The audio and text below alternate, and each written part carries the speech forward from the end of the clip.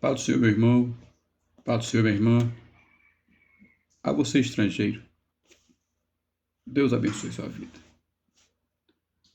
Hoje eu quero fazer uma breve reflexão sobre a história de Salomão. Salomão era o segundo filho de Davi de Betseba. O primeiro filho morreu. E aí veio Salomão, que era já de dias. Aí acharam por bem colocar Salomão. Este Salomão, ele teve um encontro com Deus. Ele teve um sonho, de fato foi um sonho, em que Deus se apresentou para ele e perguntou o que ele queria. Aí o Salomão, ele parou,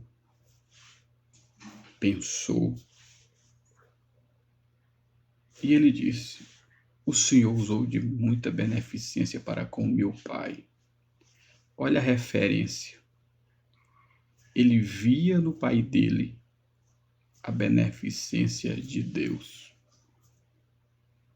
O Senhor foi benévolo para com meu pai.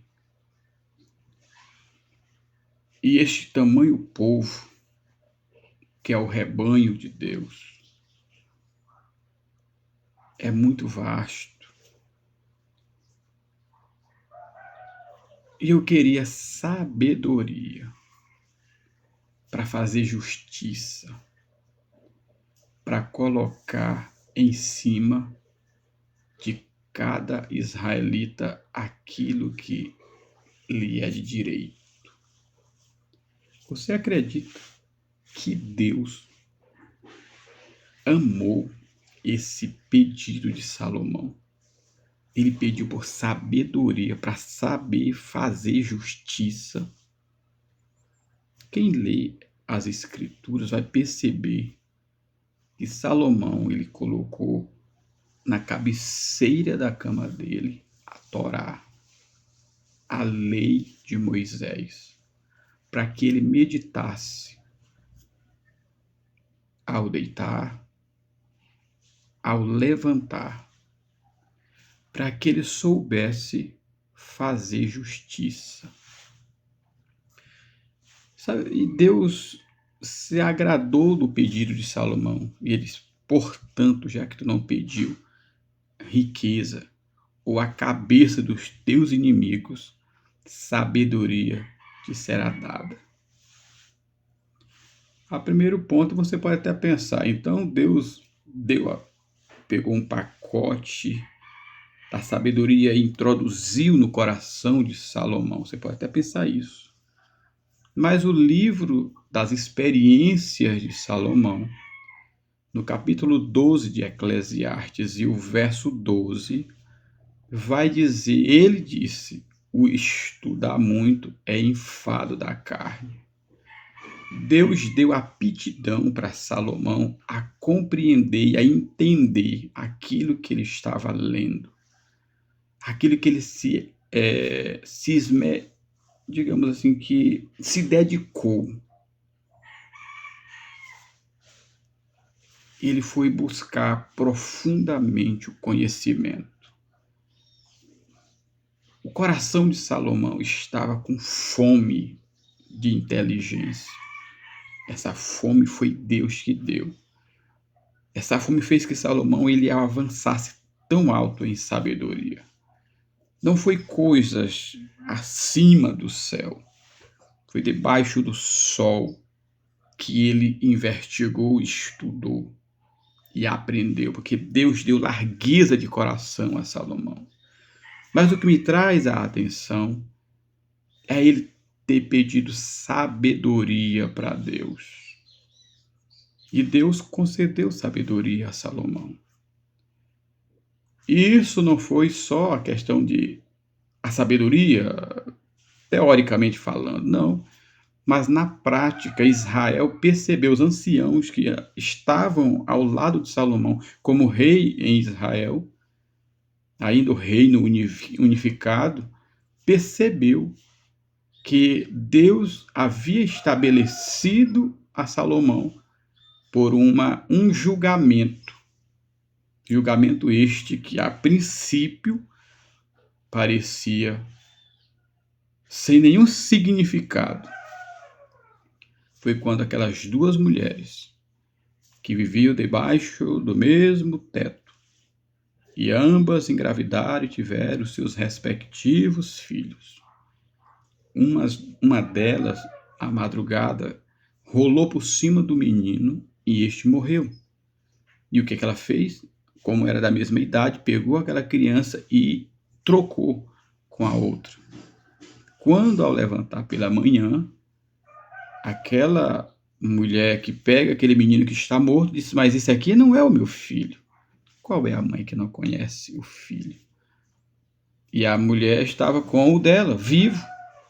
E ela disse: não, esse morto aí é o teu. Disse: não, é o vivo que é o meu.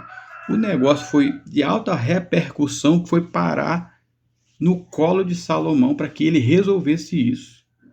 E a mulher dizendo: o vivo é meu e o morto é o teu. E ela disse: não, o morto é teu e o vivo é meu. Aí o Salomão, diante dessa situação, ele disse: bem, essa mãe disse que este menino vivo é o dela. Aquela disse que o morto é que é o dela e o vivo é que é o dela lá. Então o que Salomão fez? Soldado, traga uma espada. Pegue a criança viva e parta bem no meio. Dê uma parte para cada uma delas. Quando ele disse isso, a mãe diz que estremeceu no íntimo do coração e disse: não, não faça isso. O vivo é dela. Aí aquela mulher disse: ó, meu rei, faça-se a tua vontade. Pode cortar. Aí o que Salomão fez? Pegou o menino que era vivo e entregou para aquela que disse que não era para matar. Ele disse: esta é a verdadeira mãe. Uma mãe de verdade.